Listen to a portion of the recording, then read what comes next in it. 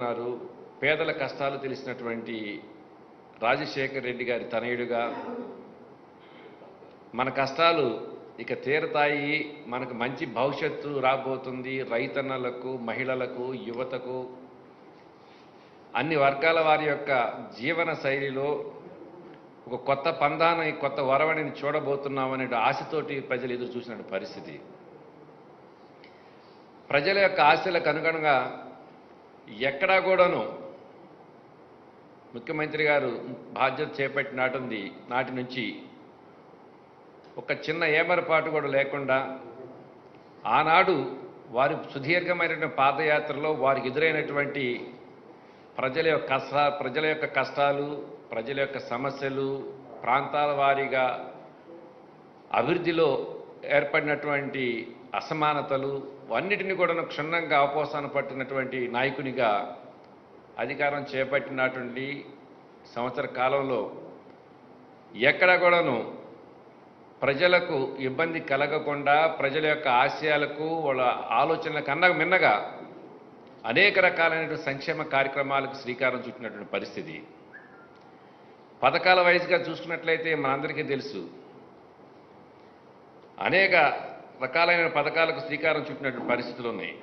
వైఎస్ఆర్ రైతు భరోసా ద్వారా కానివ్వండి, ఆరోగ్యశ్రీ కానివ్వండి, అమ్మఒడి కానివ్వండి, వైఎస్ఆర్ పెన్షన్స్ పథకం కానివ్వండి, ఫీజు రీఎంబర్స్మెంట్ కానివ్వండి, జగనన్న వసతి దీవెన కానివ్వండి, విదేశాల్లో చదువుకున్నటువంటి విద్యార్థులకు ఆర్థిక సహకారం కల్పించే విషయంలో కానివ్వండి, ఉపాధి కల్పన కానివ్వండి, వైఎస్ఆర్ ఆసరా కానివ్వండి, మద్యపాన నిషేధానికి సంబంధించి తీసుకున్న నిర్ణయాలు కానివ్వండి, నాడు నేడు ప్రోగ్రాం ద్వారా విద్యా వ్యవస్థలో తీసుకొచ్చిన మార్పులు కానివ్వండి, వైఎస్ఆర్ మత్స్య భరోసా ద్వారా ఆ వృత్తి మీద ఆధారపడి జీవిస్తున్నటువంటి వర్గాల వారికి చేయూతనందించినటువంటి సహాయం కానివ్వండి, ఈ విధంగా చెప్పుకుంటూ పోతే అనేక రకాలైనటువంటి సంక్షేమ కార్యక్రమాలకి సుమారుగా 40,000 కోట్ల రూపాయల పైచీలకు వెచ్చించి 3,60,00,000 మంది లబ్ధిదారులకు ప్రత్యక్షంగా, పరోక్షంగా కాదు, ఇది ప్రత్యక్షంగా వారికి ఆర్థిక సహాయం కానివ్వండి, ఆ సంక్షేమ కార్యక్రమాల ద్వారా వారు ప్రతిఫలాలు పొందే దిశగా నిర్ణయాలు తీసుకుని అర్హత ఉన్నటువంటి ప్రతి ఒక్క పేదవాడు కూడాను ఆ పార్టీనా ఈ పార్టీ అనే ప్రస్తావన లేకుండా సంక్షేమ కార్యక్రమాల అమలు జరిపినటువంటి పరిస్థితి. వీటితో పాటుగానే పరిపాలనా పరంగా వ్యవస్థలు మొత్తాన్ని కూడా ప్రక్షాళన చేస్తూ ప్రజలకు ఇంకా చేరువ ఉండే విధంగా సచివాలయ వ్యవస్థ ద్వారా కానివ్వండి, లేదంటే వాలంటీర్ వ్యవస్థ ద్వారా కానివ్వండి, నూతన పరిపాలనా విధానానికి, నూతన పరిపాలనా పందాకి తెరలేపినటువంటి పరిస్థితి మనం చూసాం.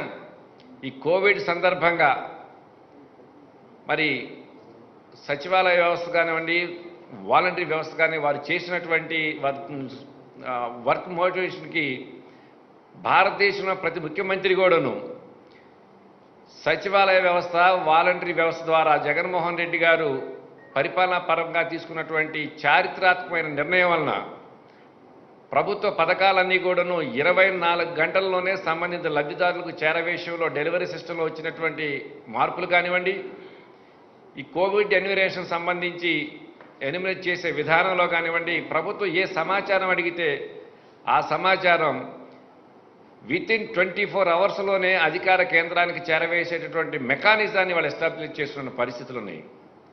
ఆ సిస్టాన్ని అంతా కూడాను మన రాష్ట్రంలో ఏర్పాటు చేస్తే ఎలా ఉంటుంది, మన రాష్ట్రంలో ఏర్పాటు చేస్తే ఎలా ఉంటుందని చెప్పి భారతదేశంలో ఉన్న ప్రతి ఒక్క ముఖ్యమంత్రి, ప్రతి ఒక్క పరిపాలనా దక్షుడు కూడాను జగన్మోహన్ రెడ్డి గారు తీసుకున్నటువంటి నిర్ణయాల వైపు చూసినటువంటి పరిస్థితులు. ఈ విధంగా భారతదేశంలోనే ఒక ఆదర్శప్రాయమైనటువంటి ముఖ్యమంత్రిగా ప్రజా సంక్షేమ కార్యక్రమాలు అమలు జరిపే విషయంలో కానివ్వండి, పరిపాలనా పరంగా తీసుకొస్తున్నటువంటి నిర్ణయాల్లో కానివ్వండి, రాష్ట్ర అభివృద్ధి దృష్ట్యా వారు చేపట్టినటువంటి కార్యక్రమాల్లో కానివ్వండి, ఒక ప్రత్యేకమైన శైలితోటి ఆంధ్ర రాష్ట్రానికి, ఆంధ్ర రాష్ట్ర ప్రజలకు జాతీయ స్థాయిలోనే ఒక గౌరవాన్ని, గుర్తింపు తీసుకొచ్చిన పరిస్థితులు. ఒకవైపు అభివృద్ధి పదంలో ఆంధ్ర రాష్ట్రం పయనిస్తూ భారతదేశంలోనే ఒక ఆదర్శమైనటువంటి రాష్ట్రంగా గుర్తింపు పొందుతున్నటువంటి ప్రస్తుత పరిస్థితుల్లో నిన్న చూసాం చంద్రబాబు నాయుడు గారి యొక్క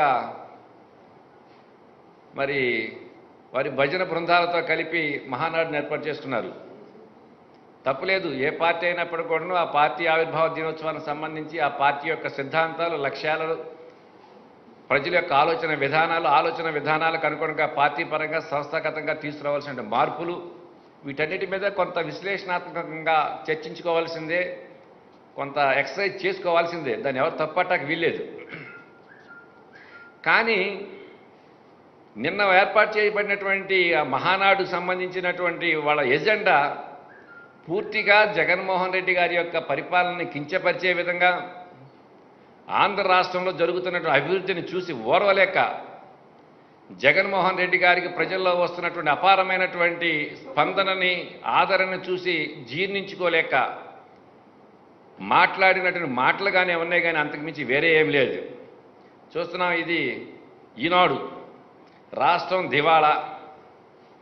ఇది మరి చంద్రబాబు నాయుడు గారు అన్న పదాలా, లేకపోతే ఈనాడు యాజమాన్యం రాసిన పదాలా మాకైతే తెలియదు. కానీ మేము ఒకటే అడుగుతున్నాం, ఈనాడు యాజమాన్యాన్ని కానివ్వండి, లేదంటే చంద్రబాబు నాయుడు గారిని కానివ్వండి, ఏ అంశంలో ఆంధ్ర రాష్ట్రం గడిచిన ఈ సంవత్సర కాలంలో దివాళా తీసిందో చెప్పవలసినటువంటి పరిస్థితి, బాధ్యత వారికి ఉంది.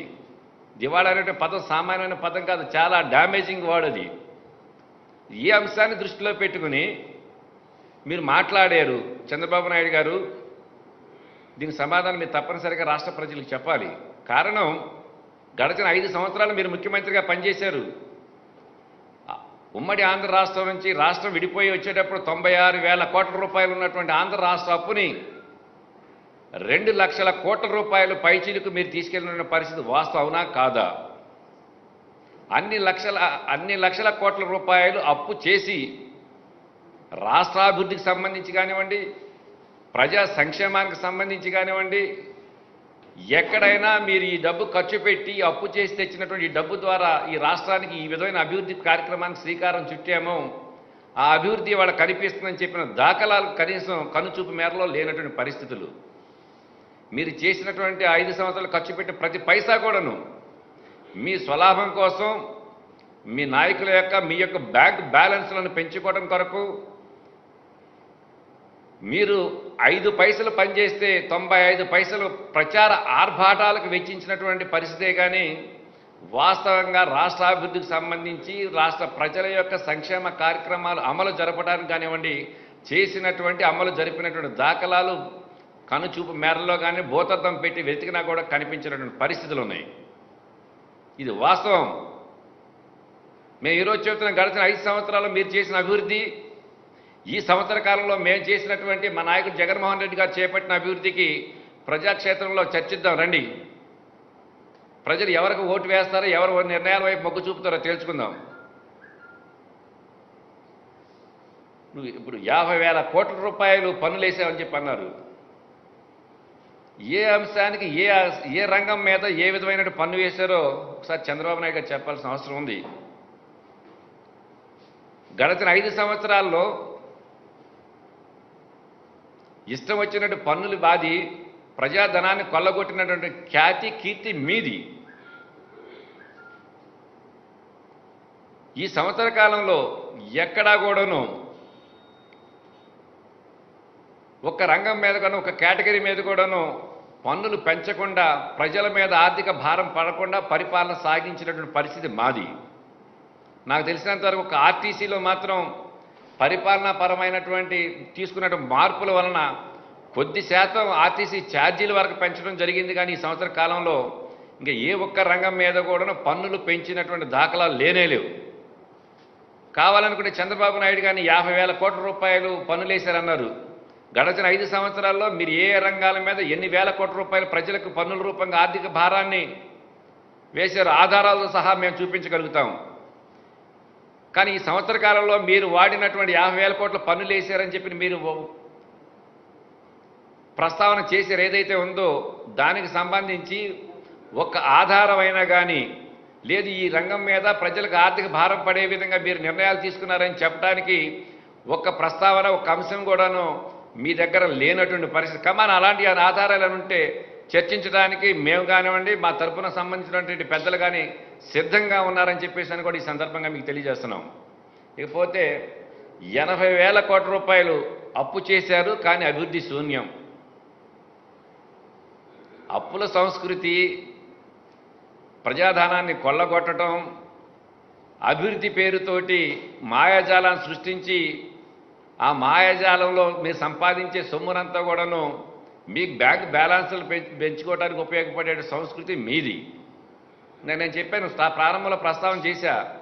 ఉమ్మడి ఆంధ్ర రాష్ట్రం విడిపోయి ప్రత్యేక ఆంధ్ర రాష్ట్రం ఏర్పడే టైంకి 96,000 కోట్ల రూపాయల అప్పులు ఉన్నటువంటి పరిస్థితి. ఆ 96,000 కోట్ల రూపాయల అప్పుతో మనం ఈ రాష్ట్రానికి వచ్చాం. కానీ గడచిన 5 సంవత్సరాల్లో 2 లక్షల కోట్ల రూపాయల పైచీలకు మీరు అప్పులు చేసినటువంటి పరిస్థితి, లోటు బడ్జెట్ చూపించిన పరిస్థితి. ఈ డబ్బు మొత్తం దేనికి ఖర్చు పెట్టారు? మేము అడుగుతున్నాం, దానికి సమాధానం చెప్పండి మీరు. ఇవాళ మేము అడుగుతున్నాం, 80,000 కోట్ల రూపాయలు అన్నారు. 80,000 కోట్ల రూపాయలు ఏ రంగాలకు సంబంధించి ఎక్కడ అప్పు తెచ్చామో, ఎక్కడ దుర్వినియోగం చేసామో దాన్ని మీరు చెప్పవలసిన బాధ్యత చంద్రబాబు నాయుడు గారికి ఉంది. ఊరికే బట్ట కాల్చి ఎదుటి వ్యక్తిపై పడేస్తే ఆ నుసిమిని దులుపుకునేది ఆడ బాధ్యత, కాల్చి వాళ్ళ నెత్తిన పడేయటం మన బాధ్యత అన్నట్లుగా మొదటి నుంచి మీ శైలి అదే. దాన్ని ఎవరు కాదంటే రాష్ట్ర ప్రజలందరికీ తెలుసు మీ నైజం ఏంటనేటువంటిది. సందర్భం లేకుండా, ఆధారాలు లేకుండా 50,000 కోట్ల రూపాయలు పన్నులు వేసామంటారు, 80,000 కోట్ల రూపాయలు అప్పు చేసామంటారు. ఎక్కడ అప్పు చేశారు? దేనికి ఉపయోగించారు? మీరేమైనా చెప్పగలుగుతారా? లేదు మీ దగ్గర ఆధారం ఉంటే చెప్పండి. దానికి సమాధానం చెప్పడానికి మేము కానివ్వండి, మా ప్రభుత్వ అధికారులు కానీ మేము సిద్ధంగా ఉన్నామని చెప్పి ఈ సందర్భంగా మీకు తెలియజేస్తున్నాం. ఊరకి అవాకులు చవాకులు మాట్లాడేసి మీరు మాట్లాడిన ప్రతి పదానికి కూడా కాస్త మసాలా జోడించి దాన్ని చూపించడానికి, రాయటానికి మీకు సంబంధించిన సింపథైజ్, మీ సానుభూతికి సంబంధించినటువంటి మీడియా ఉన్నంత మాత్రాన ఏది పడితే అది మాట్లాడితే ప్రజలు దాన్ని స్వాగతించరు, విశ్వసించరని చెప్పని కూడా సందర్భంగా చంద్రబాబు నాయుడు గారికి తెలియజేస్తున్నాం. ఇకపోతే మహానాడులో తీర్మానాలు చేశారు, 7 తీర్మానాలు. ప్రభుత్వం చేతకాని ధరలతో పీపీఏల వివాదం. పీపీఏలకు సంబంధించి ఆ ప్రస్తావన తీసుకొచ్చింది మీరు ముఖ్యమంత్రిగా గడిచిన 5 సంవత్సరాల్లో ఉన్నప్పుడు వాస్తవంగా యూనిట్ ధర కరెంటుకు సంబంధించి ₹3.05 ఉన్న దాన్ని నీకు కానివ్వండి, నీకు సంబంధించినటువంటి కంపెనీలకు ధారాదత్తంగా కట్టబెట్టడానికి, ఆ కట్టబెట్టిన తర్వాత వచ్చేటటువంటి అక్రమ సంపాదన మొత్తాన్ని కూడాను మీరు దోచుకోవటానికి ఎక్కడా లేని విధంగా ₹4.85 యూనిట్ కాస్ట్ ఇస్తూ నిర్ధారణ చేస్తూ 25 సంవత్సరాలకి పీపీఎల్ అగ్రిమెంట్ చేసింది మీరు. ₹3.05 ఎక్కడా యూనిట్ ధర? మీరు చేసుకున్న అగ్రిమెంట్ ₹4.85. ఎంత వ్యత్యాసం ఉందో చూడండి. దాదాపుగా ₹1.80 అదనంగా వెచ్చించి యూనిట్ ధర, యూనిట్ కాస్ట్ 25 సంవత్సరాలకు కంపెనీలకు అగ్రిమెంట్ చేశారు. 25 సంవత్సరాలకి కంపెనీలకు అగ్రిమెంట్ చేయటం అంటే 25 సంవత్సరాల పాటు నువ్వే ముఖ్యమంత్రిగా కొనసాగుదామనా? అంత ఆత్మవిశ్వాసం, అంత పనికిరాదు అంత ఆశ పనికిరాదు చంద్రబాబు నాయుడు గారు. ఆల్రెడీ మీరు 70లోకి వచ్చేసారు, ఫేడ్ అవుట్ కేసు అయిపోయింది మీది. అసలు 25 సంవత్సరాల పాటు అగ్రిమెంట్ చేసుకుంటే హక్కు మీకు ఎవరు కల్పించారు? రాష్ట్ర ప్రజలు మీ పరిపాలన చేయండి బాబు అని చెప్పి ఇచ్చినటువంటి ఆనాడు ఇచ్చినటువంటి తీర్పు 5 సంవత్సరాలకి. నీ వల్ల ఏదైనా అయితే 5 సంవత్సరాల్లో నువ్వు ప్రజలకు చేయాల్సినటువంటి సంక్షేమ కార్యక్రమాల మీద, రాష్ట్రాభివృద్ధి చేపట్టే నిర్ణయాల మీద నిర్ణయాలు తీసుకో. అంతేగాని 25 సంవత్సరాలకి ఈ పీపీఎల్ అగ్రిమెంట్ చేసుకుని దానిలో వచ్చే కమిషన్ మొత్తం కూడాను మొదట 5 సంవత్సరాల్లో నీ జేబుల్లో నింపుకుంటా సరిపోతే తర్వాత వచ్చే పాలకులు అంత చూస్తూ చేతకానితనంగా ఊరుకుని కూర్చోరు. ఇవాళ జగన్మోహన్ రెడ్డి ముఖ్యమంత్రిగా బాధ్యతలు చేపట్టారంటే ఒక ప్రత్యేకమైన శైలిలో ప్రజలు ఎంతో నమ్మకంతో వారికి ఇచ్చినటువంటి అధికారాన్ని రాష్ట్ర సర్వతోముఖాభివృద్ధికే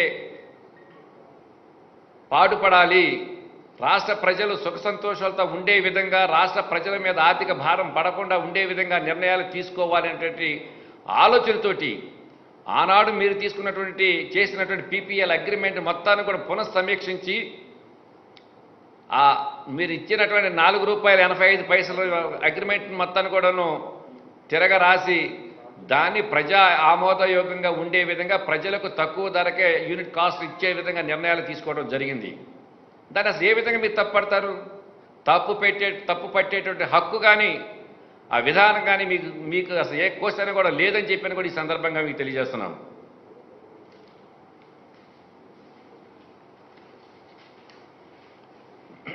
కరోనా లెక్కలు వాస్తవ విరుద్ధం అంటాడు. ప్రపంచం మొత్తం కూడా ఆంధ్ర రాష్ట్రంలో జగన్మోహన్ రెడ్డి గారు కరోనా నివారణకు సంబంధించి, కరోనా కట్టడికి సంబంధించి ప్రజలు, దేశ నాయకులు, దేశ ప్రజలందరూ కూడా హర్షించే విధంగా ఆయన నిర్ణయాలు తీసుకుంటూ పరీక్షల శాతాన్ని, పర్సంటేజ్ని పెంచుకుంటూ యావత్ మెకానిజం మొత్తాన్ని కూడాను దానిలో ఇన్వాల్వ్ చేసి ఎక్కడా కూడాను ఈ కరోనా బారిన పడి ఆంధ్ర రాష్ట్ర ప్రజలు ఇబ్బంది పడకూడదు అనేటువంటి ఆలోచనతోటి ఒక పద్ధతి ప్రకారం ప్రణాళికబద్ధంగా ప్రచార ఆర్భాటాలకు తావు లేకుండా వారు ఈ గడిచిన 3 మాసాల నుంచి కూడాను నిర్ణయాలు తీసుకోవడం జరిగింది. ఆ నిర్ణయాలు తీసుకున్నారు కాబట్టి ఇవాళ దేశ ప్రజలు, జాతీయ స్థాయిలోనే కరోనా కట్టడికి, కరోనా నివారణకు ఆంధ్ర రాష్ట్రం చేపట్టినటువంటి చర్యలన్నీ కూడాను అభినందించదగినటువంటి విషయం. శభాష్ జగన్మోహన్ రెడ్డి గారు మీ పరిపాలన అని చెప్పి సాక్షాత్తు మన రాష్ట్రానికి వచ్చినటువంటి కేంద్ర ప్రత్యేక బృందాలే హర్షించినటువంటి పరిస్థితి. ఇక్కడ దాచుకోవాల్సిన అవసరం లేదు. కారణం ఏంటంటే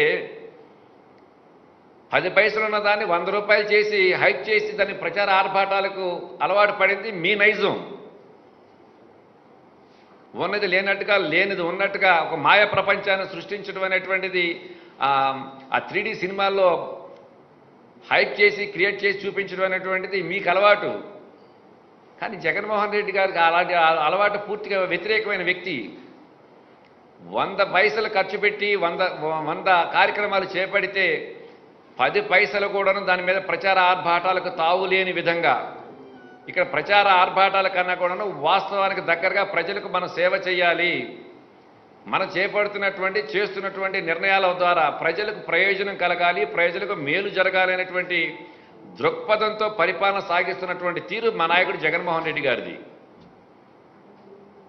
అలాంటి పరిస్థితుల్లో కరోనాకు సంబంధించి తప్పుడు లెక్కలు చూపించారని చెప్పి మీరు మాట్లాడటం సరైన విధానం కానే కాదు. ఆ అర్హత కూడా మీకు లేదని కూడా ఈ సందర్భంగా చంద్రబాబు నాయుడు గారికి కానివ్వండి, వారు మాట్లాడేటువంటి ఆ తీర్మానాల్లో పాల్గొన్నటువంటి పెద్దలకు కానివ్వండి హెచ్చరిక చేస్తున్నాం. ఇకపోతే జగన్మోహన్ రెడ్డి గారికి సంబంధించిన అడ్వకేటు, ఎల్జీ పాలిమర్స్ సంబంధించిన అడ్వకేటు ఒకరేనంట. ఏం మాట్లాడాలి అర్థం కాని పరిస్థితి. అడ్వకేట్ అంటే అతను వృత్తి అది. ఒక అడ్వకేట్ దగ్గరికి వెళ్ళి ఏ పార్టీకి సంబంధించిన వ్యక్తులైనా, ఏ కులానికి సంబంధించిన వ్యక్తులైనా కూడా తమ సంబంధించిన సమస్యలు, ఎదురవుతున్న ఇబ్బందుల ద్వారా న్యాయస్థానాల్లో వారికి న్యాయం జరగటానికి అవసరమైనటువంటి ఆలోచన చేయటం సహజం. అలాంటి దాన్ని ఇప్పుడు ఎల్జీ పాలిమర్స్ సంబంధించినటువంటి కేసుకి జగన్మోహన్ రెడ్డి గారి యొక్క అడ్వకేట్కి లింక్ పెట్టి మాట్లాడటం అనేటువంటిది బహుశా చంద్రబాబు నాయుడు గారు ఇక రానున్న రోజులు ఇంకే స్థాయిలో దిగజారి మాట్లాడతారో ఆయన విఘ్నతకే వదిలేస్తున్నాం.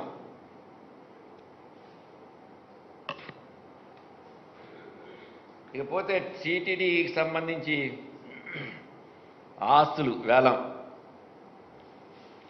గత 3-4 రోజుల నుంచి డైలీ చూస్తున్నాం. దీనికి సంబంధించి జరుగుతున్న భాగవతాలన్నీ కూడా తిరుమల తిరుపతి దేవస్థానానికి సంబంధించి ఆ పవిత్రమైనటువంటి దేవాలయానికి సంబంధించినటువంటి భూములను అమ్మాలి, ఆ అమ్మకం ద్వారా వచ్చినటువంటి డబ్బుని తమ బ్యాంక్ బ్యాలెన్స్లో జమేసుకోవాలని చెప్పి నిర్ణయాలు తీసుకుంది తెలుగుదేశం ప్రభుత్వం. ఆనాడు వాళ్ళు పాలక మండలి తీసుకున్న నిర్ణయాలు అవి. ఇవాళేదో ఆ నిర్ణయాలు కొత్తగా ఇక్కడ మా వాళ్ళు తీసుకున్నారు, మా ప్రభుత్వం తీసుకుందన్నట్టుగా మీరు మాట్లాడటం సరైనది కానే కాదు. ఆల్రెడీ దానికి సంబంధించి ఏ ప్లాట్ఫామ్ మీద మేము చర్చించడానికి సిద్ధంగా ఉన్నా అని చెప్పి సంబంధిత శాఖ మంత్రి గారు కానివ్వండి, పెద్దలు కానివ్వండి ఇప్పటికే మాట్లాడటం జరిగింది. అలాగే జాతీయ స్థాయిలో మరి ఆయన సుబ్రహ్మణ్యం గారు అట్లయింది, ఆయన కూడా దీనికి సంబంధించి వాస్తవాలు కొన్ని చెప్పడం కూడా జరిగింది. చంద్రబాబు నాయుడు ఒకటే ఈ ఆస్తుల అమ్మకాలకు సంబంధించి లేదా దేవాలయాలకు సంబంధించిన పవిత్రత కాపాడే విషయంలో కానీ మీరు చెప్తే తెలుసుకోవాల్సినటువంటి అధమ స్థితులు అయితే మాత్రం మా ప్రభుత్వం లేదని మాత్రం మేము స్పష్టంగా తెలియజేస్తున్నాం. తర్వాత ఏదో మాట్లాడారు సొంత రాజ్యాంగం అన్నట్టు. సొంత రాజ్యాంగం సొంత జాగీర్తో నడిపారు కాబట్టి గడిచిన 5 సంవత్సరాల్లో ఎవరి కాళ్ళు ఇది మా జమానా అని చెప్పి నడిపారు కాబట్టి ప్రజలు మిమ్మల్ని ఇళ్ళ కాదు చాప చుట్టి మళ్ళీ ఇలా పైకి లేవకుండా చుట్టి పక్కన పెట్టారు. సొంత రాజ్యాంగం సొంత వ్యవస్థ నడిపింది మీరు. రాజ్యాంగ వ్యవస్థను ఏ విధంగా ప్రభావితం చేసి ఎలా పరిపాలన కొనసాగించాలో, ఏ విధంగా ప్రయాణం చేయాలో అనేటువంటిది బహుశా భారతదేశ రాజకీయ వ్యవస్థలను మేనేజ్ చేసే నైజం, ఆ లౌకికం, ఆ పద్ధతులు చంద్రబాబు నాయుడు గారికి తెలిసినంత దీనిగా ఇంకా బహుశా ఇంకెవరికి తెలియదు. ఇది వాస్తవం. ఈ రాష్ట్ర ప్రజలందరికీ తెలుసు వ్యవస్థలు ఏ విధంగా తనకు అనుకూలంగా మలుచుకోవాలో, ఏ విధంగా హైప్ చేయాలనేటువంటిది. అందువల్ల ఇక రాజ్యాంగ వ్యవస్థల గురించి మాట్లాడేటువంటి అర్హత చంద్రబాబు నాయుడు గారు మీకు లేదు అసలు.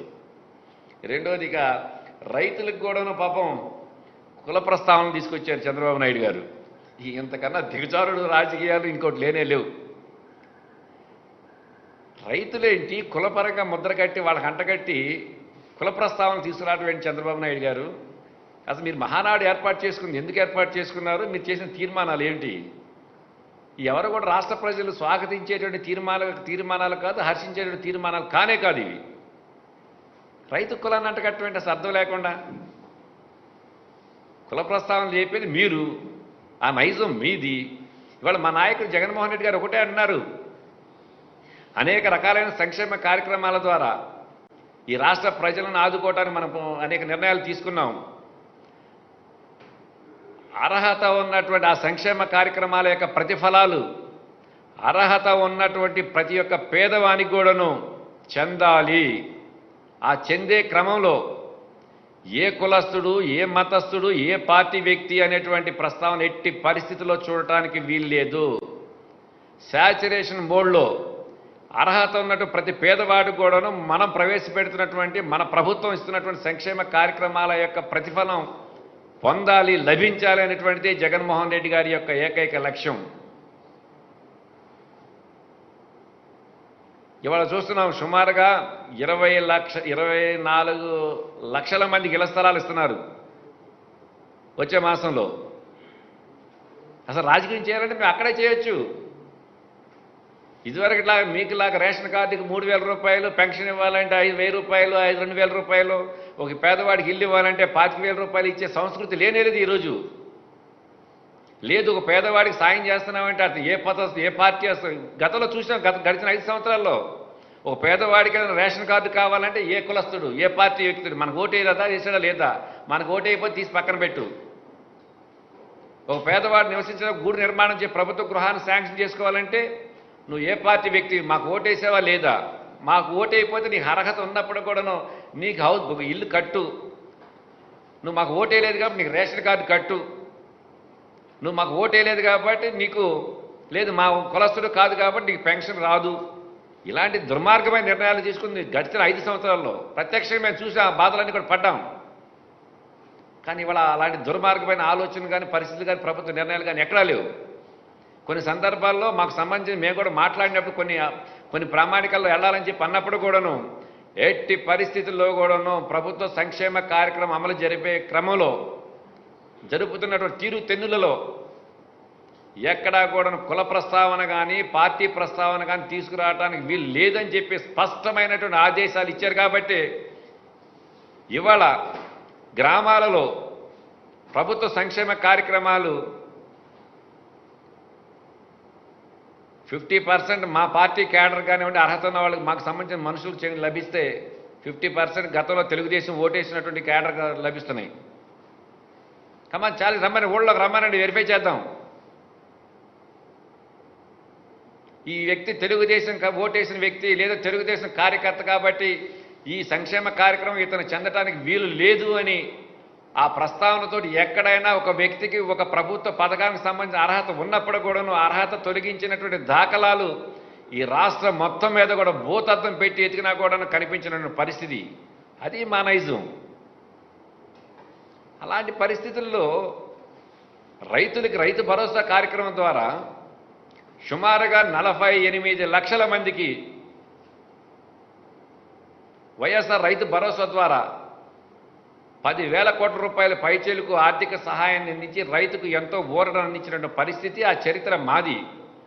ఎక్కడా కూడా ఆ ప్రతిఫలాలు లబ్ధిదారులకు చెందే క్రమంలో పార్టీ ప్రస్తావన కానీ కుల ప్రస్తావన కానీ ఎక్కడా లేనటువంటి పరిస్థితి ఈరోజు కొత్తగా రాష్ట్రంలో చూస్తున్నాం. ఇలాంటి పారదర్శకమైనటువంటి పరిపాలన జగన్మోహన్ రెడ్డి గారు కొనసాగిస్తుంటే నువ్వు కుల ప్రస్తావనలు లేకపోతే రైతులు కూడా కులాన్ని అంటగట్టేటువంటి నీచ స్థితికి మీ రాజకీయ వ్యవస్థ దిగజారిందంటే అంతకన్నా దౌర్భాగ్యం దుర్మార్గం ఇంకోటి లేదని మాత్రం స్పష్టంగా తెలియజేస్తున్నాం. ఈ విధంగా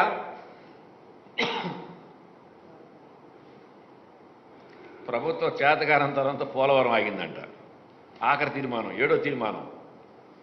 అసలు పోలవరానికి శ్రీకారం చుట్టింది దివంగత డాక్టర్ వైఎస్ రాజశేఖర రెడ్డి గారు. ఈ ఆంధ్ర రాష్ట్రంలో వృధాగా సముద్ర పాలవుతున్నటువంటి నీటి సంపదను నిల్వ చేసి ప్రతి ఒక్క మారుమూల ఉన్నటువంటి బీడు భూములు కూడాను సస్యశ్యామలమైన పంటలు పండించాలనేటువంటి ఆలోచన చేసినటువంటి అపర భగీరథుడు ఈ జనరేషన్ కాటన్ ద్వారా ఎవరైనా ఉన్నారంటే అది డాక్టర్ వైఎస్ రాజశేఖర రెడ్డి గారు, దివంగత మహానేత. ఆయన అనేక ప్రాజెక్టులకు శ్రీకారం చుడితే ఆయన చేపట్టిన ప్రతి ప్రాజెక్టు నా ద్వారా జరిగింది, నా ఆలోచన ప్రకారం జరిగింది, నేను చేశానని చెప్పి సెల్ఫ్ గోల్ వేసుకోవడం అనేటువంటి నీకు అలవాటు అయిపోయింది. ఆ రోజు రాజశేఖర రెడ్డి గారు పోలవరం నుంచి ప్రతి పాయింట్ కూడాను కెనాల్స్ అన్ని డెవలప్ చేసి దానికి అన్ని ప్రాజెక్ట్ రిపోర్ట్స్ అన్ని తయారు చేసి నీటిపారుదల రంగానికి సంబంధించినటువంటి నిర్ణయాలన్నీ కూడాను తీసుకుంటే ఆనాడు ల్యాండ్ అక్విజిషన్ పేరుతో నీకు సంబంధించిన వ్యక్తుల ద్వారా కోర్టులో కేసులు వేయించి ఆ ప్రాజెక్టు ముందుకు వెళ్ళనీయకుండా ఆపింది నువ్వు.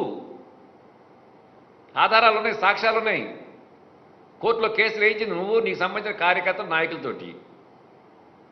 తదనంతరం గడిచిన 5 సంవత్సరాలు నువ్వు అధికారంలోకి వచ్చావు. కేంద్ర ప్రభుత్వం చెప్పింది ప్రత్యేక హోదా అనే ప్రస్తావన వచ్చినప్పుడు పోలవరం ప్రాజెక్టు మాకు అప్పచెప్పండి, మేము పూర్తి చేసే బాధ్యత మాది అని చెప్పేసి కేంద్ర ప్రభుత్వం ప్రస్తావన చేసింది. నీలో ఏమాత్రం చలనం వచ్చిందా? కాపర్ డ్యామ్ పేరుతో ఒక మట్టి డ్యామ్ ఒక కరకట్ట ఒకటి వేయటానికే నానా అవస్థలు పడినటువంటి పరిస్థితి.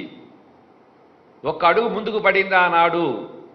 కాపర్ డ్యామ్ నిర్మాణానికి సంబంధించి తీసుకున్న నిర్ణయం ఒకటి మినహాయిస్తే ఏ ఒక్క అంశంలో కూడా ఆ రోజు నువ్వు పోలవరం పూర్తి చేయాలనేటువంటి సానుకూలమైనటువంటి ఆలోచన కానీ ఆ దిశగా నిర్ణయాలు కానీ తీసుకున్నటువంటి దాఖలాలు లేవు.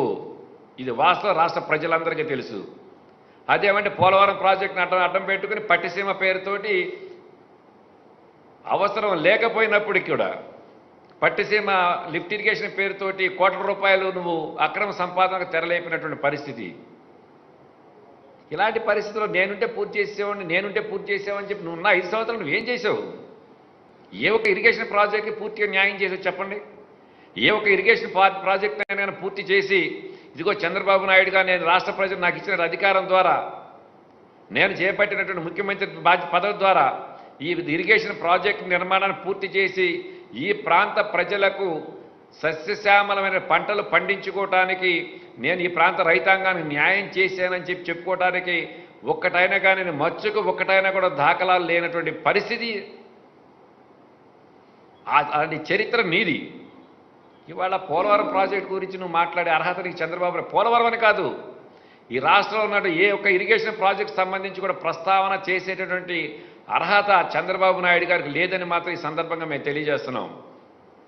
రండి 2 సంవత్సరాలు ఆగండి, తెలిసిపోతుంది అసలు ఏ ఇరిగేషన్ ప్రాజెక్టు పరిస్థితి ఏంటి, ఏ విధంగా జగన్మోహన్ రెడ్డి గారు వేగవంతంగా ప్రాజెక్టులను పూర్తి చేసి నిర్మాణాలు పూర్తి చేసి ఆ ప్రాంత రైతాంగానికి చివరి బీడు భూమి వరకు కూడాను ఆఖరి నీటి చుక్క వరకు కూడా సద్వినియోగం చేసుకోవడానికి ఎలాంటి నిర్ణయాలు తీసుకుంటున్నారో ఈరోజు మనందరం చూస్తున్నాం, చూడబోతున్నాం రేపటి రోజున. ఇలాంటి పరిస్థితుల్లో మీకు సంబంధించి 10 మంది కూర్చుని ఏదో జగన్మోహన్ రెడ్డి గారికి రాష్ట్ర ప్రజలందరూ కూడాను వన్ సైడ్గా అయిపోయారు. రాష్ట్ర ప్రజల యొక్క హృదయాలలో ఆయన ప్రవేశపెట్టినటువంటి సంక్షేమ కార్యక్రమాల ద్వారా చెరగని ముద్ర వేసుకుంటున్నారు కాబట్టి మనకు మనుగడ ఇప్పటికే పూర్తిగా కోల్పోయింది. ఇక పుట్టగతులను మన ఉద్దేశంతో జగన్మోహన్ రెడ్డి గారిని ఆయన చేపడుతున్న పరిపాలన విమర్శించడానికి చేసినటువంటి తీర్మానాలు తప్పితే ఒక్కటైనా కానీ జగన్మోహన్ రెడ్డి గారు చేపడుతున్నటువంటి సంక్షేమ కార్యక్రమాలలో ఈ విధమైన మార్పులు తీసుకొచ్చినట్లయితే రాష్ట్ర ప్రజల యొక్క భవిష్యత్తు బాగుంటుంది, రాష్ట్రం యొక్క భవిష్యత్తు బాగుంటుంది, రాష్ట్రానికి మంచి పేరు వస్తుందని చెప్పేటటువంటి సలహాలు కానీ సూచనలు కానీ పారదర్శకంగా ఇచ్చేటువంటి అలవాటు మీకు ఏనాడు లేదు. ఇవాళ కొత్తగా రమ్మంటే ఎట్లా వస్తుంది? అలాంటి పాజిటివ్ థింకింగ్ అనేది మీకు ఏనాడు లేదు. కాబట్టి చంద్రబాబు నాయుడు గారు మీ తీర్మానాలు మీకు సంబంధించినటువంటి మహానాడు ఏదైనా ఉంటే మీ స్టైల్లో మీరు చేసుకుని వెళ్ళిపోవడం బెటర్ ఏమనిపిస్తుంది. అసలు మహానాడు తీర్మానాలు పాపం ఎక్కడున్నారో మా దివంగత నటరత్న పద్మశ్రీ ఎన్టీ రామారావు గారు, ఆయన ఆత్మ ఘోషిస్తుంది ఈ మహానాడు పేరుతోటి మరి రాష్ట్రాన్ని ఏదో అభివృద్ధి చేద్దాం, రాష్ట్రానికి ఏదో మంచి చేద్దామని మీరు తీర్మానాలు చేశారంటే తప్పనిసరిగా మీ నైజం తెలిసినటువంటి ఏకైక వ్యక్తి ఆయనే. కాబట్టి ఆయన ఏ లోకంలో ఉన్నప్పుడు కూడా మీరు చేపడుతున్న విధానాల ద్వారా ఆయన ఆత్మ ఘోషిస్తుంది అనే దానిలో ఎలాంటి సందేహం లేదని చెప్పని కూడా ఈ సందర్భంగా తెలియజేస్తూ, ఇకపోతే గడచిన ఈ 1 సంవత్సర కాలంలో మా డిపార్ట్మెంట్ పరంగా fisheries and animal husbandry, dairy development వీటి మీద చేపట్టినటువంటి అభివృద్ధి కార్యక్రమాలు, ఆ శాఖల వలన ఆయా వర్గాల వారికి ఎలాంటి ప్రయోజనాలు వనగుని అని చెప్పి తెలియజేసిన బాధ్యత ఉంది. కాబట్టి మరి ఈ సందర్భంగా మరి గౌరవ ముఖ్యమంత్రి గారు మన రాష్ట్రంలోనే ఎంతో సుమారుగా 1000 కిలోమీటర్ల పైచీలుకున్నటువంటి తీర ప్రాంతం, గుజరాత్ తర్వాత అత్యధికమైన తీర ప్రాంతం ఉన్నటువంటి రాష్ట్రం, మత్స్య సంపదకు కానివ్వండి, ఆక్వా రంగానికి కానివ్వండి, మెరైన్ సెక్టార్కి కానివ్వండి, భారతదేశంలోనే అతి అనువైనటువంటి వనరులు ఉన్నటువంటి రాష్ట్రం. కానీ నిన్న మొన్నటి వరకు జగన్మోహన్ రెడ్డి గారు ముఖ్యమంత్రిగా బాధ్యతలు చేపట్టిన నాటి వరకు కూడాను ఆ సెక్టార్ మొత్తం కూడాను, ఆ సెక్టారే కాదు ఆ కన్సర్న్ పోర్ట్ఫోలియో కూడాను నెగ్లెక్టెడ్ డిపార్ట్మెంట్ కింద ఉండేది. కారణం ఎవరు వచ్చిన అధికారంలో వచ్చినటువంటి ఏ పాలకులు కూడాను మనకున్నటువంటి సహజ వనరులు ఎంత ఉన్నాయి, వాటిని ఏ విధంగా ఉపయోగించుకోవాలి, ఆ రంగాల మీద ఆధారపడి జీవిస్తున్నటువంటి ప్రజలకు ఏ విధమైన నిర్ణయాల ద్వారా ప్రభుత్వపరంగా ఏ నిర్ణయాలు తీసుకుంటే ఏ మేరకు ప్రయోజనాలు కలుగుతాయి అని చెప్పి ఆలోచన చేసినటువంటి వ్యక్తి కానివ్వండి, ఆ సిస్టాన్గా మెకానిజాన్ని కానివ్వండి ఏనాడు కూడా గతంలో ఎప్పుడు కూడా డెవలప్ చేసిన పరిస్థితి లేదు. కానీ గతానికి పూర్తి భిన్నంగా ఈరోజు జగన్మోహన్ రెడ్డి గారు ఈ సంవత్సర కాలంలో ఈ ఫిషరీస్ సెక్టార్కి సంబంధించి చారిత్రాత్మకమైన నిర్ణయాలు తీసుకున్నటువంటి పరిస్థితులు ఉన్నాయి. డీజిల్ సబ్సిడీ వాళ్ళకు రా మెటీరియల్, అది గతంలో ₹6 లీటర్ సబ్సిడీ ఉన్నదాన్ని ₹9 చేయటం కానివ్వండి, గతంలో ఒక బోటు ఓనర్ డీజిల్ కొట్టించుకుంటే ప్రభుత్వం నుంచి వచ్చేటువంటి ₹6 లీటర్ సబ్సిడీ సంవత్సరానికి వస్తుందో తెలియదు, 2 సంవత్సరాలకు వస్తుందో తెలీదు. గత బకాయిలు ఇప్పుడు కూడా కొన్ని ఉన్నటువంటి పరిస్థితులు ఉన్నాయి. కానీ పూర్తిగా దానికి భిన్నంగా అసలే ఒడిదుడుకుల్లో ఉన్నటువంటి వ్యవస్థ కాబట్టి వారికి ప్రభుత్వ పరంగా చేసేటువంటి ఏ చిన్న సాయం అయినప్పుడు కూడా స్పాట్లోనే దాని ప్రయోజనం కలగాలి అని చెప్పిన ఆలోచన చేసి స్మార్ట్ కార్డ్ ఇచ్చి, ఏ రోజైతే ఒక బోటు ఓనర్ డీజిల్ కొట్టించుకుంటాడో స్పాట్లోనే just like credit card, ATM card లాగా దాన్ని స్వైప్ చేసుకుంటే ఆటోమేటిక్గా ఆ అమౌంట్ డిడక్ట్ అయ్యేటువంటి ప్రభుత్వం నుంచి సబ్సిడీ అమౌంట్ అతను కొట్టించుకున్నటువంటి డీజిల్ బిల్లులో డిడక్ట్ అయ్యేటువంటి పరిస్థితి. ఇది చాలా గొప్ప విషయం. మన రాష్ట్రానికి సంబంధించినంత వరకు ఎక్కడా లేదు భారతదేశంలో. అలాగే బ్యాన్ పీరియడ్ రిలీఫ్, వేట నిషేధిత సమయంలో గతంలో ₹4,000 ఇచ్చేవాళ్ళు. ఇది జాతీయ స్థాయిలో ఉన్నటువంటి బ్యాన్ పీరియడ్, ఇది నిర్ణయం అనేది జాతీయ స్థాయిలో ఉన్నటువంటి కేంద్ర ప్రభుత్వ నిర్ణయం ఇది. కానీ ఎక్కడా కూడా ఏ రాష్ట్రంలో కూడా సకాలంలో బ్యాన్ పీరియడ్ రిలీఫ్ ఇచ్చేటటువంటి పరిస్థితులు లేవు. ₹4,000 అన్నటువంటి గత బ్యాన్ పీరియడ్ రిలీఫ్ అమౌంట్ని ఒక్కొక్క మనిషికి ₹4,000 ఇచ్చేదాన్ని ₹10,000 చేసి 1,09,000 మందికి ఈ సంవత్సర కాలంలోనే మనిషికి ₹10,000 చొప్పున 2 పర్యాయాలు ఇవ్వడం జరిగింది. 2 పర్యాయాలు అంటే గడిచిన నవంబర్ 21 వరల్డ్ ఫిషరీస్ డే రోజున గత ప్రభుత్వంలో ఉన్న బకాయిలు ఆ రోజు 90 కోట్లు ఇవ్వడం జరిగింది. ఈ సంవత్సర కాలంలో ఇంకా బ్యాన్ పీరియడ్ రిలీఫ్ ఇవ్వడానికి టైం ఉన్నప్పుడు కూడాను ఈ కోవిడ్ ప్రభావం వల్ల వ్యవస్థ మొత్తం కూడా స్తంభించిపోయింది. ఆ రంగం మీద ఆధారపడి జీవిస్తున్నటువంటి ప్రజలు ఇబ్బందులు పడుతున్నారు. కాబట్టి ముందుగానే వాళ్ళకి ఆర్థిక సహాయం చేయాలనే ఆలోచనతోటి 1,09,060 మందికి మొన్నటి రోజున దాదాపు మొన్న 6వ తారీఖు 1,09,00,000 మంది రూపాయల ఆర్థిక 100,96,00,00,000 రూపాయల ఆర్థిక సహాయం చేసినటువంటి పరిస్థితి బహుశా ఏ రాష్ట్రంలో చేయలేదు ఇంతవరకు అలాంటిది. గుజరాత్ స్టేట్ పెట్రోలియం కార్పొరేషన్ సంబంధించి తూర్పుగోదావరి జిల్లాలో ఆయిల్ డ్రిల్లింగ్ చేస్తూ ఆ డ్రిల్లింగ్ చేసే ప్రాంతంలో వేటాడుకున్న వాళ్ళ వ్యక్తులందరూ కూడా ఒక ప్యాకేజ్ అనౌన్స్ చేశారు. ఆ రోజు అనౌన్స్ చేశారే కానీ వాళ్ళు రూపాయి ఇచ్చిన దాఖలాలు లేవు.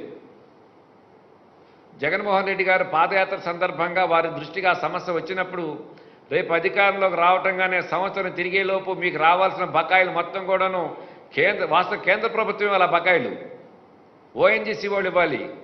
వారు ఇచ్చినా ఇవ్వకపోయినా సంవత్సరం తిరిగేలోపు నేను మీకు అందజేస్తానని చెప్పి గడచిన నవంబర్ 21 వరల్డ్ ఫిషరీస్ డే రోజున అదే జిల్లాలో అదే ప్రాంతంలో మొత్తం 80 కోట్ల రూపాయలు మొత్తం కూడాను పూర్తిగా జిఎస్పిసి సంబంధించినటువంటి లబ్ధిదారులకు ఆ బాధితులకు అందించినటువంటి పరిస్థితి.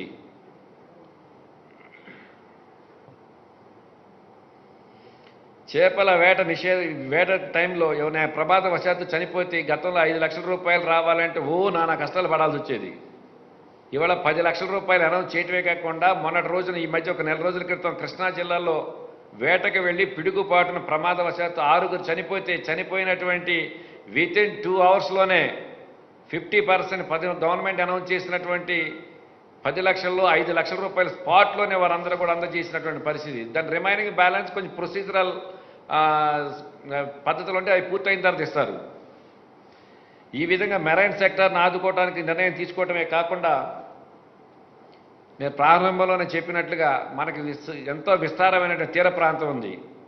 మీ అందరికీ తెలుసు గుజరాత్, మ్యాంగ్లూరు, చెన్నై ఈ ప్రాంతాలందరూ కూడా ఎన్నికడను వలస బ్రతుకు తెరువు కోసం వలస కార్మికుల్లాగా వెళ్ళి ఆ ప్రాంతాల్లో వేటాడుకోవడం అనేది మన అందరికీ తెలిసినటువంటిది. ప్రత్యేకించి మన కోవిడ్ టైంలో మనం చూసాం గుజరాత్ నుంచి 4,000 మందిని ఆ ప్రాంతంలో ప్రత్యేక బస్సులు ఏర్పాటు చేసి తీసుకురావటం కానివ్వండి, తమిళనాడు నుంచి 1,800 మందిని తీసుకురావటం కానివ్వండి, మ్యాంగ్లూరు పోర్ట్ నుంచి 1,600 మందిని తీసుకురావటం కానివ్వండి, అలాగే కర్ణాటకలోనే ఇంకొక ప్రాంతం ఉంది అక్కడ నుంచి 500 మందిని తీసుకురావటం. వీళ్ళందరూ కూడా బ్రతుకు తెరువు కోసం ఆ ప్రాంతాలకు వెళ్ళినటువంటి వాళ్ళు మత్స్య సంపద ఆ కులవృత్తి మీద ఆధారపడి జీవించేటటువంటి వలస కూలీలు వీరందరూ కూడాను వేలాది మంది మన రాష్ట్రంలో ఇంత సువిశాలమైన తీర ప్రాంతం ఉన్నప్పుడు కూడాను బయట ప్రాంతాలకు ఇంత వలసలకు ఎందుకు వెళ్తున్నారంటే సరైనటువంటి మౌలిక సౌకర్యాలు సరైనటువంటి ఫిషింగ్ జట్టీస్ లేకపోవటం వలనే ఇలాంటి పరిస్థితులు ఉత్పన్నం అవుతున్నాయని చెప్పేసి ముఖ్యమంత్రి గారు వారి నోటీస్కి రావటంగానే వారు దాన్ని గ్రహించి ఎంతో కాలం నుంచి పెండింగ్ ఉన్నటువంటి మేజర్ ఫిషింగ్ జట్టీస్ కానివ్వండి, ఫిష్ ల్యాండింగ్ సెంటర్స్ కానివ్వండి నిర్మాణం చేపట్టడానికి గడచిన ఒక 20 రోజుల క్రితమే నిర్ణయం తీసుకోవడం జరిగింది. దాని కేంద్ర ప్రభుత్వం కూడా సానుకూలంగా స్పందించిన పరిస్థితి. 8 ప్రాంతాల్లో మేజర్ ఫిషింగ్ హార్బర్స్ని ఏర్పాటు చేయడం ఒక్కోటి 350 కోట్ల రూపాయలతోటి 4 ప్రాంతాల ఫిష్ ల్యాండింగ్ సెంటర్స్ని ఏర్పాటు చేయడానికి నిర్ణయాలు తీసుకోవటమే కాకుండా ఆ దిశగా జీవోలు ఇష్యూ చేసి రేపో టెండర్లు పిలిచే పరిస్థితి కూడా ఉంది. సుమారుగా 3,120 కోట్ల రూపాయలతోటి ఫిషరీస్ సెక్టార్ని ఇంప్రూవ్ చేయడానికి మన ప్రాంతంలో దొరికేటువంటి మత్స్య సంపద మొత్తం కూడాను మనవారే క్యాచ్ చేయడానికి బ్రతుకు తెరువు పేరుతో ఆ సెక్టార్కి సంబంధించిన ఏ ఒక్క వ్యక్తి కూడా భవిష్యత్తులో వలస కూలీల్లాగా బయట ప్రాంతాలకు వెళ్ళకూడదనే ఆలోచనతోటి ముఖ్యమంత్రి గారు అలాంటి సాహసోపేతమైన నిర్ణయాన్ని తీసుకోవడం జరిగింది. అది మెరైన్ సెక్టార్ సంబంధించి. ఇక ఆక్వా సెక్టార్ ఏంటంటే ఈ సంవత్సర కాలంలో మా డిపార్ట్మెంట్ పరంగా మేము చేపట్టినటువంటి కార్యక్రమాలు భవిష్యత్తులో ఏ సందర్భంలో కూడా చేపట్టలేని నిర్ణయాలు ఇవన్నీ కూడా ఆ ఫిషింగ్ జట్టీస్ అన్నీ కూడా ఎప్పటి నుంచో పెండింగ్ ఉన్న సమస్యలు అవన్నీ కూడా. అలాగే ఆక్వా సెక్టార్ సంబంధించి ఆ రంగం ఒడిదుడుకుల్లో ఉంటుందన్న ఆలోచనతోటి అధికారం చేపట్టిన వెంటనే యూనిట్ కాస్ట్ ₹50 ఇవ్వడానికి నిర్ణయం చేయటం అది ఎంతో ఆ రంగానికి ఊరటనిచ్చినటువంటి పరిస్థితి. దానివలన 760 కోట్ల రూపాయలు అదనపు భారం ఆర్థిక భారం రాష్ట్ర ఖజానా మీద పడుతున్నటువంటి పరిస్థితి. అలాగే మనం చూసాం కోవిడ్ సమయంలో ఆక్వా ఉత్పత్తులన్నీ కూడా ఇతర దేశాలకు ఎగుమతి అయ్యేటటువంటి పరిస్థితి. అలాంటి పరిస్థితుల్లో ఎక్కడా కూడా ఏ ఒక్క ఆక్వా రైతు కూడా ఇబ్బంది పడకూడదనే ఆలోచనతోటి ఏ రాష్ట్ర ప్రభుత్వంలో తీసుకోలేనటువంటి నిర్ణయాన్ని తీసుకుని ముఖ్యమంత్రి గారు వారి సలహాతోటి ఎంపేడా చైర్మన్ని, ఎక్స్పోర్టర్స్ని, ఆక్వా రైతుని కూర్చోబెట్టి ఒక సానుకూలమైనటువంటి ఒక మద్దతు ధరని అనౌన్స్ చేసి ఆక్వా రైతుని ఇవాళ ధైర్యంగా రాష్ట్రంలో ఆదుకున్నామంటే అది పూర్తిగా జగన్మోహన్ రెడ్డి గారు రాష్ట్ర ముఖ్యమంత్రిగా వారు తీసుకున్న నిర్ణయాలలో ఒక ప్రయోజనకరమైనటువంటి ప్రజలకు ఆ రంగానికి చేయూతనివ్వడానికి తీసుకున్న గొప్ప నిర్ణయం అని చెప్పని స్పష్టంగా చెప్పగలుగుతున్నాం. అంతేకాదు ఇది అనార్గనైజ్డ్ సెక్టార్గా ఉండి వేల కోట్ల రూపాయల ట్రాన్సాక్షన్ జరుగుతున్నటువంటి సెక్టార్ ఇది. దీన్నంతా స్ట్రీమ్ లైన్ చేసి ఒక ప్రణాళికాబద్ధంగా ఈ రంగాన్ని ప్రొటెక్ట్ చేయాలనే ఆలోచనతోటి ముఖ్యమంత్రి గారి యొక్క ఆలోచన మేరకు ఒక ఆక్వా అథారిటీని ఏర్పాటు చేయడానికి నిర్ణయం తీసుకోవడం జరిగింది. ఫీడ్ మద్దతు ధర నిర్ణయించడానికి నిర్ణయం తీసుకుని ఫీడ్ యాక్ట్ తయారు చేయడం జరిగింది. రేపటి రోజున ఫీడ్ కానివ్వండి, సీడ్ కానివ్వండి, ఎవరు కూడా ఇష్టం వచ్చినట్టు ధరలకు అమ్ముకోవడానికి వీలు లేని విధంగా ఒక నియంత్రణ బోర్డును ఏర్పాటు చేయటమే కాకుండా రైతు పండించిన పంటకు కూడాను ఆక్వా ఉత్పత్తులకు గిట్టుబాటు ధర కల్పించడానికి కూడాను ఈ ఆక్వా అథారిటీ కనుసనల్లోనే మానిటరింగ్ చేయటం జరుగుతుందని చెప్పి కూడా తెలియజేయటమే కాకుండా వెటర్నరీ అసిస్టెంట్స్ సంబంధించి కానివ్వండి, ఫిషరీస్ అసిస్టెంట్స్ సంబంధించి కానివ్వండి, సుమారుగా 9,000 మంది నియమించడానికి సచివాలయ వ్యవస్థ ద్వారా అందుబాటులో సరైన సేవలు చేయడానికి కూడా నిర్ణయం తీసుకున్న పరిస్థితి. అలాగే ఆక్వా ల్యాబ్స్ 35 ఆక్వా ల్యాబ్స్ని వివిధ ప్రాంతాల్లో ఏర్పాటు చేసి ఆక్వా రంగానికి సంబంధించినటువంటి ఉత్పత్తులు కానివ్వండి, సీడ్ కానివ్వండి, ఫీడ్ కానివ్వండి, క్వాలిటీ ఉత్పత్తులు రైతులకు అందుతున్నాయా లేదని చెప్పి తెలుసుకోవడానికి 35 ల్యాబ్స్ని 53 కోట్ల రూపాయలతో నిర్మాణం చేపట్టడానికి కూడా నిర్ణయాలు తీసుకోవడం జరిగింది. రేపు ఆర్బీకే సెంటర్ ప్రారంభించడం కానీ 30వ తారీఖున ఐడెంటిఫై చేపట్టినట్టు ప్రతి ప్రాంతంలో కూడాను ఈ 35 ల్యాబ్ను ఏర్పాటు చేయడానికి కూడా నిర్ణయాలు తీసుకోవడం జరుగుతుందని చెప్పిన సందర్భంగా తెలియజేస్తున్నాం. ఈ విధంగా ఏ సెక్టార్ సంబంధించి ఆ సెక్టార్ ఆదుకోవటానికి అనేక రకాల నిర్ణయాలు తీసుకుంటున్నాం. మీ అందరికీ తెలుసు, పాకిస్తాన్లో ఎంతో కాలం నుంచి మగ్గుతున్నటువంటి 20 మంది జాలర్లను తీసుకురావడానికి ముఖ్యమంత్రి గారు ఎంత ప్రత్యేకమైన శ్రద్ధ చూపించినటువంటిది యావత్ ప్రపంచం మొత్తం కూడా గుర్తించిన పరిస్థితి. సామాన్య విషయాలు కాదు ఇవన్నీ కూడా గతంలో ఏ ముఖ్యమంత్రి